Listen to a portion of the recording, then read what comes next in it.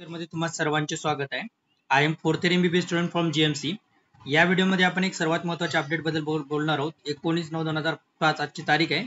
आज MBBS व MBBS BDS second राऊंडचं सीट मॅट्रिक्स आलेला आहे. तर या सीट मॅट्रिक्स बद्दल आपण थोडक्यात माहिती घेणार आहोत. कॉलेज किती सीट्स आहेत, गव्हर्नमेंट कॉलेजच्या कॉलेज किती वाढलेले आहेत, तसंच प्रायव्हेट कॉलेजमध्ये किती सीट आहेत याच्यामध्ये डिटेल बद्दल माहिती घेणार आहोत. कॅटेगरीनुसार सीट आपण बघणार आहोत किती आहेत ते. तर त्यामुळे व्हिडिओला शेवटपर्यंत बघा. या व्यतिरिक्त जर तुम्हाला काउन्सिलिंग बद्दल काही डाऊट असेल, म्हणजे तुम्हाला वेटरनरी काउन्सिलिंग असेल किंवा दुसरी कोणती काउन्सिलिंग डाऊट असेल तर तुम्ही आमचे संपर्क साधू शकता. आम्ही त्याचा तुम्हाला नक्की आन्सर कळून नक्की तुम्हाला आन्सर देईल. तर चला व्हिडिओला सुरुवात करा. बघा, यावेळेस एक कॉलेज वाढलेलं आहे गव्हर्नमेंटमध्ये. फर्स्ट राऊंडला 41च कॉलेज होते, आता 42 कॉलेज झालेले आहेत. गव्हर्नमेंटमध्ये एक कॉलेज वाढलेलं आहे, ते बघा अंधेरीचं कॉलेज वाढलेलं आहे. Employment state medical College of Andheri Mumbai इथलं हे कॉलेज वाढलेलं आहे. त्याचा कोड आहे 1174. हे कॉलेज वाढलेलं आहे बघा या राऊंडसाठी. तर चला आपण आता सीट मॅट्रिक्स बद्दल बघूया. टोटल जे सीट्स आहेत 1085 अशा टोटल सीट्स आहेत सेकंड राऊंडसाठी. ह्या जे सीट्स आहेत या फर्स्ट राऊंडमध्ये वॅकंट राहिलेल्या सीट्स आहेत. एक ते याच्यामध्ये विद्यार्थ्यांनी जॉईनिंग केलेलं नाहीये, ज्यांना भेटल्या होत्या त्यांनी, किंवा म्हणजे त्यांनी फ्री एक्झिट घेतलेले, किंवा ह्या फर्स्ट राऊंडमध्ये अलॉटमेंट न झालेले, अशा दोन्ही मिळून कंबाईन सीट्स ह्या आहेत. त्याच्यानंतर ज्या विद्यार्थ्यांनी जॉईन केलेलं आहे आणि स्टेटस रिटेन्शन फॉर्म भरला नाही, म्हणजे जॉईन करून स्टेटस रिटेन्शन फॉर्म ज्या विद्यार्थ्यांनी भरला नाही का, त्याचा अजून एक PDF आलेली आहे, त्याच्याबद्दल मी तुम्हाला थोड्या वेळात सांगेल. त्याला व्हर्च्युअल वॅकन्सी सीट्स म्हणतात. त्याबद्दल पण आपण थोड्या वेळात बोलणार आहोत. तर सर्वात आपण हे बघूया की सेकंड राऊंडला टोटल व्हॅकंट सीट किती येतं. त्या अजूनपर्यंत कोणत्याही विद्यार्थ्याला त्याच्यामध्ये ऍडमिशन घेतलं नाही अशा व्हॅकंट सीट. तर बघा, टोटल 1085 सीट येतं. त्यापैकी जे 546 ह्या गव्हर्नमेंटमध्ये सीट्स आहेत आणि 539 जे आहेत की नाही त्या प्रायव्हेटमध्ये सीट्स आहेत. 539 प्रायव्हेटमध्ये आहेत. त्यानुसार जर बघायला गेलं तर कॅटेगरीनुसार बघायला झालं तर ओपन कॅटेगरीसाठी 249 सीट्स आहेत. त्यापैकी जनरलसाठी 142 आहेत आणि वुमनसाठी 67 आहेत. त्याच्यानंतर EWS कॅटेगरीमध्ये टोटल 37 सीट्स आहेत. त्याच्यामध्ये जनरलसाठी 12 आणि वुमनसाठी 9. त्याच्यानंतर SCBC कॅटेगरीसाठी 33 सीट्स आहेत. त्याच्यासाठी जनरलसाठी 18 आणि वुमनसाठी 3. त्याच्यानंतर ऑर्फनसाठी 2 आणि PWD कॅन्डिडेटसाठी 10. त्याच्यानंतर बोलायचं झालं तर OBC कॅटेगरीसाठी टोटल आहे जे 67 सीट्स आहेत. त्यापैकी जे आहे जनरलसाठी 36 आहेत, वुमनसाठी 12 आहेत, बाकी ऑर्फनसाठी 4, ऑर्फन C साठी 1, नंतर PWD कॅन्डिडेटसाठी 11, जनरल हिल एरिया 2 आणि वुमन हिल एरिया 1 अशा सीट्स आहेत. त्याच्यानंतर बोलायचं झालं तर SC कॅटेगरीमध्ये टोटल जे आहे ते 75 सीट्स आहेत. 75 सीट पैकी जनरलसाठी 41 सीट्स आहेत, वुमनसाठी 20 आहेत, त्याच्यानंतर ऑर्फनसाठी 3 आहेत, PWD कॅन्डिडेटसाठी 8 आहेत, जनरल हिल एरियासाठी 2 आहेत आणि वुमन हिल एरियासाठी 1 आहे. त्याच्यानंतर बोलायचं झालं तर ST कॅटेगरीमध्ये 53 सीट आहेत. त्यामध्ये जर सांगायचं झालं तर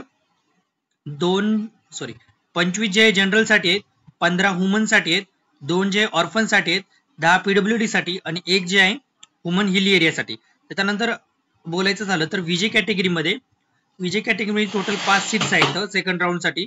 जनरलसाठी 2, वुमनसाठी 1, ऑर्फनसाठी 1 आणि PWD कॅन्डिडेटसाठी 1. आता NT1 कॅटेगरीसाठी टोटल 4 सीट्स आहेत. त्याच्यामध्ये जनरलसाठी 1 आहे आणि PWD कॅन्डिडेटसाठी 3 आहेत. त्याच्यानंतर NT2 कॅटेगरीसाठी टोटल जे सीट्स आहेत 9 आहेत. त्याच्यापैकी 4 जे आहे जनरलसाठी आहेत, 1 जे वुमनसाठी आहे आणि 4 जे PWD कॅन्डिडेटसाठी आहे. NT3 कॅटेगरीसाठी टोटल 4 सीट्स आहेत. त्याच्यामध्ये 1 जनरलसाठी, 1 वुमनसाठी, ऑर्फनसाठी 1, त्याच्यानंतर PWD कॅन्डिडेटसाठी 1. त्याच्यानंतर बोलायचं झालं तर ओपन कॅटेगरीमध्ये ऑर्फनसाठी 6 सीट्स आहेत, ऑर्फन C साठी 2 आहेत, PWD कॅन्डिडेटसाठी 35 सीट्स आहेत आणि जनरल हिल एरियासाठी 5 सीट्स आहेत आणि वुमन हिल एरियासाठी 2 सीट्स आहेत. हे झालं टोटल सीट मॅट्रिक्स आपलं सेकंड राऊंडचं. किती सीट आहे टोटल? 539. आता सर तुम्ही म्हणसाल फक्त 539 सीट्स वॅकंट आहेत का? तर तसं नाही. ऍक्च्युअली व्हर्च्युअल वॅकन्सीचे पण सीट्स वॅकंट आहेत. व्हर्च्युअल वॅकन्सी काय मी थोड्या वेळातच सांगतो तुम्हाला. त्याच्यानंतर जर बोलायचं झालं तर हे बघा प्रायव्हेट कॉलेजचं सीट मॅट्रिक्स आहे. त्याच्यामध्ये जर बोलायचं झालं तर IQ कोटासाठी 411 सीट्स आहेत, इन्स्टिट्यूशनल कोटासाठी टोटल. त्याच्यानंतर एक मिनिट सॉरी याच्यामध्ये जे आहे डिफेन्स 1, डिफेन्स 2 आणि डिफेन्स 3 आणि महाराष्ट्र कर्नाटका बॉर्डर अशा याच्या टोटल मिळून 11 सीट्स वॅकेंट आहेत गव्हर्नमेंटमध्ये. त्याच्यामध्ये जर बोलायचं झालं डिफेन्स 1 साठी 5 सीट्स आहेत, डिफेन्स 3 साठी 4 सीट्स आहेत आणि महाराष्ट्र कर्नाटका बॉर्डर साठी 2 आहेत. अशा मिळून टोटल जे आहे 11 सीट्स आहेत सेकंड राऊंड साठी. तर चला आपण आता प्रायव्हेट कॉलेज बद्दल बोलूया. प्रायव्हेट कॉलेज 23 आहेत, फक्त कॉलेजमधल्या सीट्स वाढलेल्या आहेत, काही कॉलेजच्या सीट्स वाढलेल्या आहेत. तर ते आहे. आता चला बोलायचं झालं तर एससी याच्यामध्ये ओपन कॅटेगरीला 351 सीट्स आहेत, त्याच्यामध्ये 243 जे आहे जनरल साठी आहेत आणि 108 वुमन साठी आहेत. त्याच्यानंतर एससीबीसी कॅटेगरीसाठी टोटल 48 सीट्स आहेत, त्यापैकी 35 जनरल साठी आहेत आणि 13 जे आहेत वुमन साठी आहेत. त्याच्यानंतर बोलायचं झालं तर ओबीसी कॅटेगरीला टोटल 54 सीट्स आहेत, त्याच्यापैकी 41 जनरल साठी आहेत, 13 जे आहे वुमन साठी आहेत. त्याच्यानंतर बोलायचं झालं तर NT3 कॅटेगरीला टोटल 3 सीट आहेत, त्याच्यापैकी 1 जनरलला आणि 2 वुमनला आहे. त्याच्यानंतर NT2 कॅटेगरीला 4 जनरलला आहेत आणि 1 वुमनला आहे. त्याच्यानंतर जनरल साठी 3 आहेत आणि त्याच्यानंतर वुमन साठी 2 आहेत. त्याच्यानंतर NT1 कॅटेगरीमध्ये VJ कॅटेगरीमध्ये टोटल 8 सीट आहेत, त्याच्यामध्ये जनरल साठी 6 आणि वुमन साठी 2 आहेत. ST कॅटेगरीमध्ये टोटल 35 सीट्स आहेत, त्याच्यामध्ये जनरल साठी 23 आणि वुमन साठी 12 आणि SC कॅटेगरीमध्ये टोटल 30 सीट्स आहेत, त्याच्यामध्ये जनरल साठी 19 आणि वुमन साठी 11. हे असं टोटल सीट मॅट्रिक्स आहे. आता हे झालं पूर्ण. ह्या जे सीट्स आहेत त्या पूर्णपणे व्हॅकंट आहेत. यामध्ये फर्स्ट राऊंडला कोणीही जॉईन केलं नाहीये, एवढं लक्षात असू द्या तुमच्या. यामध्ये पहिल्या राऊंडला कोणीही जॉईन केलेलं नाही, पूर्णपणे व्हॅकंट सीट्स असलेल्या आहेत. एवढे सीट्स आहेत किती 1085 टोटल गव्हर्नमेंट आणि प्रायव्हेट मिळून. आता व्हर्च्युअल वॅकन्सी म्हणजे काय असते याबद्दल पण आपण बघूया. बघा व्हर्च्युअल वॅकन्सीची पण तुमच्याजवळ अशी PDF आलेली आहे याच्यावर आपल्या ऑफिशियल वेबसाईटवर MSCET वर, तर ती पण तुम्ही बघू शकता आणि ही पण बघू शकता. तर व्हर्च्युअल वॅकन्सी म्हणजे काय बघा. Virtual vacancy are those seats which are presently occupied by candidate and who not filled a status retention form likely to option for next round. म्हणजे व्हर्च्युअल वॅकन्सी सीट्स म्हणजे आता बघा हे जे कॉलेज आहे Grant Government Medical College of Mumbai मध्ये 91 seats जे आहेत की नाही सध्या 91 विद्यार्थ्यांनी ऑक्युपाय केलेले आहेत, पण त्यांनी स्टेटस रिटेन्शन फॉर्म भरला नाही.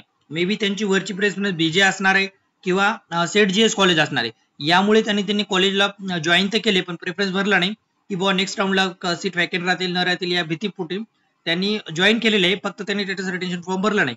आता ह्या सीट पण आता खालच्या विद्यार्थ्याला भेटू शकतात. म्हणजे समजा टोपीवाला नॅशनल मेडिकल कॉलेज याच्या खालचं कोणतं टोपीवाला नॅशनल मेडिकल कॉलेजला विद्यार्थी सहसा कमी प्रेफरन्स देतात, तर याच्यामधले विद्यार्थी इथे अपग्रेड होतील आणि इथले विद्यार्थी समोर अपग्रेड होतील.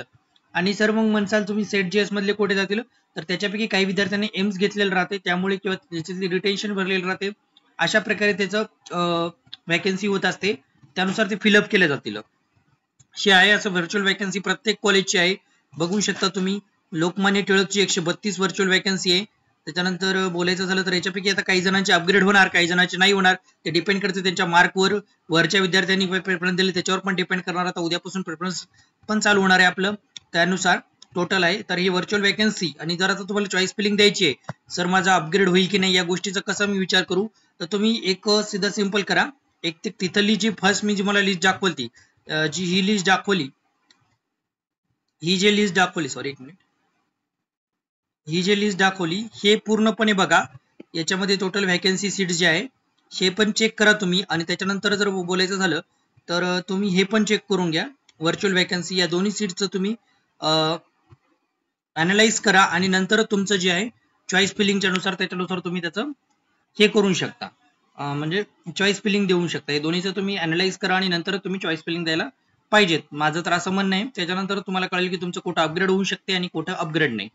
या व्हिडिओमध्ये एवढंच. व्हिडिओ आवडल्यास व्हिडिओला लाईक करा, चॅनलला सबस्क्राईब करा. या व्यतिरिक्त जर तुम्हाला काही डाऊट असेल तुम्ही आमच्याशी संपर्क साधू शकता. धन्यवाद.